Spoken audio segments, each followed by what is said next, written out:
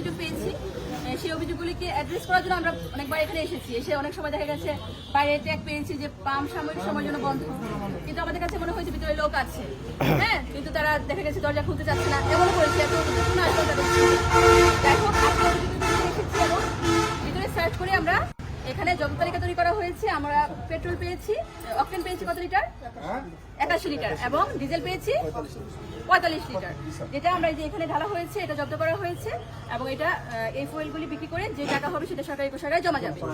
পাশাপাশি তাদের সাথে বিভিন্ন সময় আমরা এখানে উপস্থিত জনতার সামনে তাদের বিরুদ্ধে যে অভিযোগ গঠন হয়েছে সেই চার্জ গঠন করে শুনিয়েছি। তাদের যে ব্যাখ্যা কোনোভাবেই গ্রহণযোগ্য নয়। আবার তাদের কাছে আমরা জানতে চেয়েছি যে তারা কিভাবে পাম্পটাকে চালাবেন। তারা বলছেন নমনীয় হওয়ার জন্য, কিন্তু তাদের কোনো প্ল্যান নেই। যাই হোক, এখন কথা হচ্ছে যে প্ল্যান আমি যেটা বলবো সেটা হলো সকল ধনবাড়িবাসী যেন জানে। সেটা হচ্ছে যে তিতাস যেরকম সকাল 8টা থেকে ফুয়েল দেয়, আপনারাও এখানে যত ধরনের ফুয়েল আছে সব সকাল 8টা থেকে দিবেন। এবং প্রতিদিন যখন ক্লোজিং হবে, ক্লোজিংয়ের সাথে সাথে সেটা হোয়াটসঅ্যাপে আমাদের যে ফিলিং স্টেশনের গ্রুপ আছে হোয়াটসঅ্যাপে, সেই গ্রুপের মধ্যে আপনারা সেই রিডিংটা দিবেন। প্রশাসন প্রয়োজন মনে করলে নিজে আসবে, অথবা ট্যাগ অফিসার আছে আপনাদের জন্য। আপনাদের ট্যাগ অফিসারের নাম কি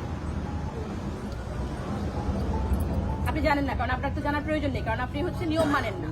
তো আপনি ট্যাগ অফিসারের উপস্থিতিতে এই পাম্প বন্ধ করবেন রিডিং নিয়ে, এবং পরের দিন সকালবেলা যখন রাতের বেলায় আবার ফুয়েল যখন ঢুকবে সেই রিডিং আমাদেরকে জানাবেন, এবং আবার নতুন করে এই আন্ডারগ্রাউন্ডে রিডিং নেওয়া হবে। নিয়ে সেটাকে আমলে নিয়ে তারপরে আপনারা পাম্প থেকে তেল দেওয়া শুরু করবেন সকাল 8টা থেকে। যতক্ষণ ফুয়েল থাকবে ততক্ষণ তেল দেওয়া চলবে। মাঝখানে আপনাদের যদি বিরতি প্রয়োজন হয় 1 ঘন্টার জন্য লাঞ্চে বিরতি দিবেন, সেটা আপনারা মাইকে জানাই দেবেন। আপনাদের কি হ্যান্ড মাইক আছে? তাহলে হ্যান্ড মাইক না থাকলে আপনাদের তো প্রয়োজন নেই, কারণ আপনারা তো লাইনে করে তেল দেন না।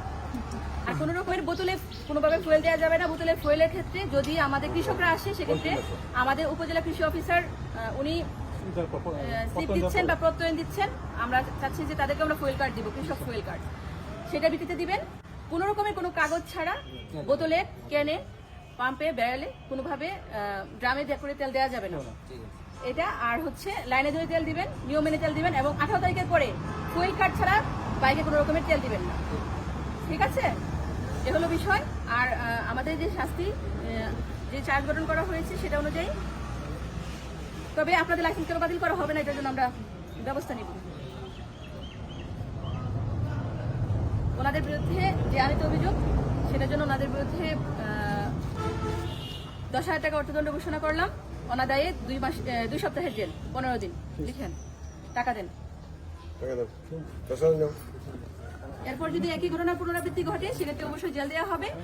আর হচ্ছে পাশাপাশি এই পাম্পেই থাকবে কিনা, লাইসেন্স কেন বাতিল করা হবে না, সে বিষয়ে আমরা তাদের কাছে জানতে চাইবো, শোকজ করব। সেটা উত্তর যদি যথাযথ হয়, সেক্ষেত্রে আমরা বিবেচনা করতে পারি। আর বাকিটা প্রয়োজনে এটার জন্য